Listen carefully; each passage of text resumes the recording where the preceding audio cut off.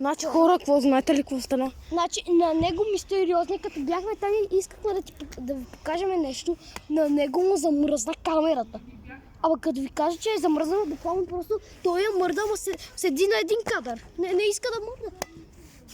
И ние се оплашихме и избегахме. Да, това може да го има в видеото. Ако има видеото как седи на един кадър и без да говори... Не, хора, не знаем дали ще отидем, защото... Да отидем как, защото да... Аз се настръхнах. Ти си насред. Аз се настръхнах. А и не само това. Имаше нещо Имаше за... нещо зад мене, но аз това не го знаех. Ти им вярваш ли ме? Да, ако беше ми казал, нали, на самото... Защото Не, аз много се оплаших просто и не знаех. Бях в шок. Шок! аз се бях оплашил за камерата, обаче, защото той... А ти знаеш кой е шок? В смисъл да... Как да замръзнеш от страх. Ами да, защото имаше нещо за тебе. Хора, сега чакайте. Сега пусна такова това видео и така.